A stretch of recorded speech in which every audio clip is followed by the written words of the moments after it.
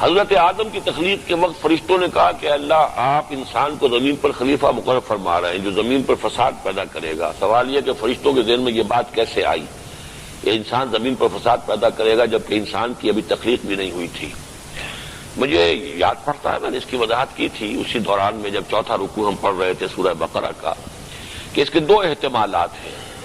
ایک تو یہ کہ انسانوں سے پہلے ایک مخلوق پیدا کی گئی جنات کی، اور جنات نے فساد برپا کیا، اسی پر قیاس کرتے ہوئے فرشتوں نے یہ سوچا ہوگا کہ انسان بھی فساد پیدا کرے گا۔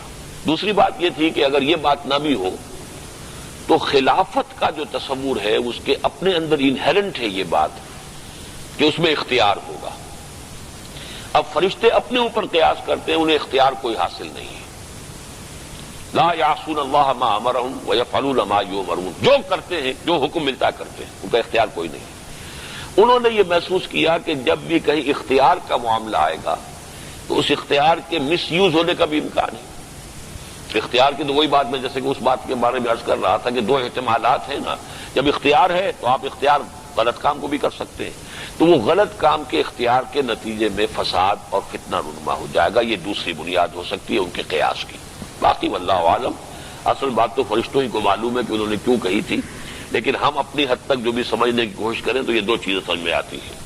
حضرت آدم کو سجدہ نہ کرنے پر ابلیس کو شیطان قرار دے کر جنت سے نکال دیا گیا، پھر حضرت آدم اور اماں حوا کو بہکانے جنت میں کیسے پہنچ گیا؟ اصل میں لفظ جنت قرآن مجید میں کہیں نہیں آیا ہے۔ اہبطوا منہا، اس سے نکل جاؤ، کس کیفیت سے نکل جاؤ، اور اس سے جو کہا تھا کہ فخرج منہا انک رجیم، بہرحال وہ کسی ایک خاص کیفیت کا نام ہے کہ جس سے اس وقت حضرت آدم کو بھی نکلنے کا حکم دیا گیا اور ابلیس کو بھی۔ لیکن یہ کہ ابلیس کو جو حکم دیا گیا وہ اس کی سرتابی اور انکار اور اس کے اوپر اصرار کی بنیاد پر ہے، جبکہ آدم علیہ السلام اور حضرت حوا علیہ السلام سے جو غلطی ہوئی اس کا انہوں نے اعتراف کیا اور اقرار کیا، اس میں زمین و آسمان کا فرق ہوگا۔ اور جنت میں کیسے وہ پہنچ گیا، میرے نزدیک تو میں نے شاید آپ نے نوٹ نہیں کیا کہ اس میں بھی میری رائے یہ ہے کہ وہ جنت وہ اس آخری جنت نہیں تھی، جنت ماوا نہیں تھی، بلکہ اسی زمین پر کوئی جگہ تھی کہ جہاں ہر شے بافراغت موجود تھی ان کے لیے کسی بلند مقام کے اوپر، اور وہاں ابلیس کا پہنچ جانا کوئی قطعاً یعنی ایسی بات نہیں ہے کہ جو سمجھ میں نہ آ رہی ہو۔ اللہ تعالیٰ کے عموماً 99 اسماء حسنی بیان کیے جاتے ہیں اور اکثر مصحف میں درج ہوتے ہیں، جبکہ المنان، الحنان، الجواد اور رب بھی اللہ تعالیٰ کے اسماء حسنی سمجھے جاتے ہیں۔ جس طرح مالک یوم الدین اور ذوالجلال والاکرام ان اسماء حسنی میں شامل ہے، تو اس طرح رب العالمین بھی شامل ہونا چاہیے تھا۔ یاد آیا کہ ایک عالم دین سے راقب نے الدیان بھی اللہ تعالیٰ کا صفاتی نام سنا، اس معاملے میں آپ سے رہنمائی کی درخواست ہے۔ صورت اصل میں یہ ہے کہ ایک تو قرآن مجید میں آتا ہے فَلَهُ الْأَسْمَاءُ الْحُسْنَى، تمام اسماء حسنی اسی کے ہیں، تمام اچھے نام اسی کے ہیں۔ الاسماء الحسنى، الف لام یہاں حصر کے لیے آئے گا، لیکن تعین کے ساتھ ہم کوئی نہیں ہے کہ جو اس کو معین کریں۔ حدیث نبوی میں حضرت ابو ہریرہ رضی اللہ تعالیٰ عنہ سے جو روایت ہے 99 نام جو کہ حضور نے بیان کیے ہیں، تو انہی کو ہم شمار کریں گے اللہ کے نام۔ جیسے کہ ہمیں معلوم ہے کہ 1.25 لاکھ انبیاء آئے، یا 1.25 لاکھ کی تعداد کہیں قرآن میں نہیں ہے، لیکن یہ تو معلوم ہے قرآن سے بھی کہ بہت سے انبیاء ایسے ہیں کہ جن کا قرآن میں ذکر نہیں ہے۔ لیکن کون کون سے لوگ نبی جو ان کے نام ہمیں دے دیے گئے ان کے سوا کسی اور شخص کے بارے میں تعین کے ساتھ ہم نہیں کہہ سکتے کہ وہ بھی نبی تھے۔ ایک کے بارے میں گمان میرا بھی ہے، اور میرا گمان بھی اصل میں ایک بہت بڑے عالم دین کی رائے سے اتفاق پر مبنی ہے۔ مولانا مناظر حسن گیلانی رحمۃ اللہ علیہ کا یہ گمان ہے کہ گوتم بدھ بھی نبی تھے، لیکن اس کو بھی ہم یقین سے نہیں کہہ سکتے۔ یقین سے صرف وہی نبی قرار پائیں گے جن کا ذکر قرآن مجید میں ہے۔ اصولاً ہمیں معلوم ہے کہ اور بھی بہت سے نبی اور رسول دنیا میں آئے ہیں، اس طرح اللہ کے اور بھی بہت سے اچھے نام ہو سکتے ہیں، قرآن مجید سے اس طرح کی تراکیب اور نکالی جا سکتی ہیں، لیکن یہ کہ جو حضور نے بتائے ہیں 99 نام، وہ حضور کے بتائے ہوئے نام ہم جو ہیں وہ ان کو مسترد سمجھیں گے۔ اصل چیزیں دین کے اندر جو ہیں وہ اصل جو بنیاد ہے دین کی وہ عقل پر نہیں ہے، نقل پر ہے۔ نقل سے کیا مراد ہے؟ دین منتقل ہوا ہے اللہ سے محمد کو جبرائیل کے ذریعے علیہ الصلوۃ والسلام، اور پھر منتقل ہوا ہے حضور سے صحابہ کو، صحابہ سے تابعین کو، تابعین سے تبع تابعین کو۔ تو عقل جو ہے وہ ایک علیحدہ شے ہے. ہم دین کو عقل کے تابع نہیں کریں گے، عقل کو دین کے تابع کریں گے. دین میں اصل شے نص اللہ کے کا فرمان اور حدیث نبوی صلی اللہ علیہ وسلم، اس کے تحت ہوگا معاملہ. اور جیسا کہ میں نے آپ کو بتایا کہ بعض حروف مقطعات دو حرف ہیں اور آیت بن گئی، حامیم آیت بن گئی. لیکن یہ کہ تین بھی ہے جو آیت نہیں بنے. اب کیوں نہیں بنے؟ وہ دو کیوں بن گئے، یہ تین کیوں نہیں بنے؟ الف لام را آیت نہیں ہے، حامیم آیت ہو گئی. حامیم عین سی قاف دو آیتیں ہو گئی، اور کاف ہا یا عین صاد یہ ایک آیت. کیوں؟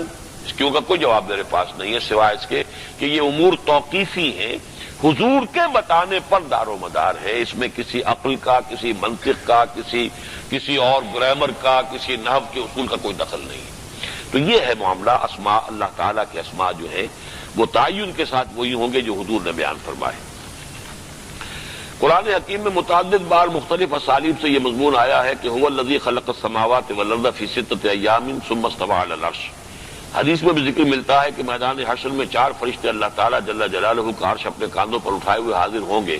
8 ہیں، 4 نہیں. اور استوا سے کیا مراد ہے اس کی وضاحت درکار ہے. یہ تمام چیزیں میں نے عرض کیا تھا کہ آیات متشابہات کی نوعیت کی ہیں. ان میں مراد کی تلاش کرنا بھی در حقیقت ہم قرآن مجید کی گویا کے خلاف ورزی کر رہے ہیں. کسی وقت کوئی شے خود بخود واضح ہو جائے گی اگر سائنٹیفک اعتبار سے تو بات اور ہے، لیکن یہ آیات متشابہات کے بارے میں اب ہم کیا سمجھ سکتے ہیں سوائے اس کے جو قرآن نے کہا ہے کل من عند ربنا آمنا بہ کل من عند ربنا. یہ قرآن میں جو کچھ ہے وہ ہمارے رب کی طرف سے ہم ایمان لے آئے. وَيَحْمِلُ عَرْشَ رَبِّكَ فَوْقَهُمْ يَوْمَئِذٍ ثَمَانِيَةٌ. قرآن مجید میں سورہ حاقہ میں آیت آئی ہے کہ 8 فرشتے ہوں گے جو اس روز اپنے رب کے عرش کو اٹھائے ہوئے ہوں گے. بس ہم یہ یہاں پر اکتفا کریں گے. اب وہ ایک فرشتہ بھی کیسا ہوگا ہمیں کیا پتا. وہ ایک فرشتہ بھی کوئی 1 لاکھ انسانوں سے بڑی کوئی ہستی رکھنے والا کیا پتا ہمیں. لہذا بس صرف اس پر اجمال پر اکتفا کیجیے، اس سے آگے نہ جائیے. اسی طرح استوا جو ہے اب اس میں بھی جیسے عرش ہے، عرش کی کیا حقیقت ہے، کرسی ہے، کرسی کی کیا حقیقت ہے، یہ ہم نہیں سمجھ سکتے. جو محتاط راستہ ہے وہ یہ ہے کہ بس ان الفاظ کو استعمال کیجئے اور اس کی زیادہ کھود کرید میں نہ پڑیے. جب کبھی یہ پوچھا جاتا کہ اللہ کہاں ہے تو اکثر لوگ آسمان کی طرف انگلی اٹھا دیتے ہیں. تو کیا اللہ تعالیٰ جلوہ افروز ہونے کا مقام آسمان ہے؟ یہ تو اصل میں اس کو تو ویسے اگرچہ بعض روایات میں تو منع بھی کیا گیا ہے، لیکن یہ کہ ایک حبشی خاتون کوئی کنیز تھی اور اس سے جب پوچھا گیا اس نے کہا وہاں تو حضور نے کہا یہ ٹھیک کہہ رہی ہے. ہر ایک کی سطح کے مطابق بات ہوتی ہے. اس لیے ان معاملات کے اندر اب یہ کہ اللہ تعالیٰ ہر سمت سے ہر زمان سے مکان سے پاک ہے، مبرہ ہے، ایک آدمی کیسے امیجن کرے اس کو. یہ بڑے سے بڑے فلسفی کے لیے امیجن کرنا مشکل ہے. کجا یہ کہ ایک عام آدمی اس کو جو ہے اس کا تصور کرے. اب آسمان کیا ہمیں کچھ معلوم نہیں ہے. یہ آسمان ادھر ہے یا آسمان نیچے ہے، اس لیے کہ اس زمین کی دوسری طرف جو ہے اس وقت امریکہ جو ہے اس کا آسمان کہاں ہوگا؟ وہ تو نیچے ہوگا، ہمارے سے اوپر تو نہیں ہوگا. لیکن یہ کہ ان چیزوں کو جو عرف عام ہے اس کے اعتبار سے لیا جائے گا. اللہ تعالیٰ آسمان پر ہے، بس ٹھیک ہے.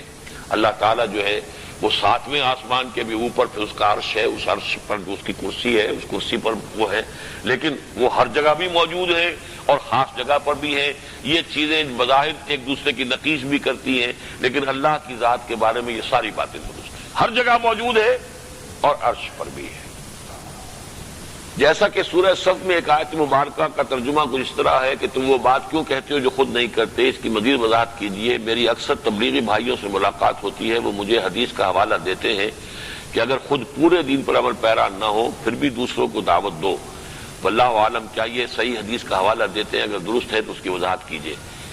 مجھے اس طرح کی کوئی حدیث تو معلوم نہیں ہے کہ جب تک انسان پورے دین پر عمل نہ کرے تب بھی دعوت دے. میرے علم میں ایسی حدیث نہیں ہے، لیکن میں اس کا قائل ہوں کہ چاہے آپ پورے دین پر عمل پیرا نہ بھی ہو تب بھی آپ دعوت دیں. یقیناً مجھے ان سے اس معاملے میں اختلاف نہیں ہے. اس لیے کہ ایک تو یہ فائدہ ہو سکتا ہے کہ جیسے ایک اندھا وہ لالٹین لے کر چل رہا ہے تو اس اندھے کو تو اس سے لالٹین سے کوئی فائدہ نہیں ہو رہا، لیکن دوسروں کو تو فائدہ ہو رہا ہے نا. کوئی آدمی آ کر اس سے ٹکرا تو نہیں جائے گا، وہ بچ تو جائے گا نا اس سے.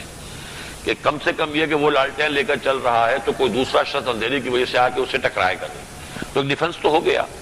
اسی طرح تبلیغ اور دعوت ایک ڈیفنس بن جاتا ہے. ایک انسان جو ہے جب کچھ بات کہتا ہے کسی سے تو اس کے دل میں بھی یہ بات آتی ہے کہ دیکھو تم جو بات کہہ رہے ہو اس پر عمل بھی کرو.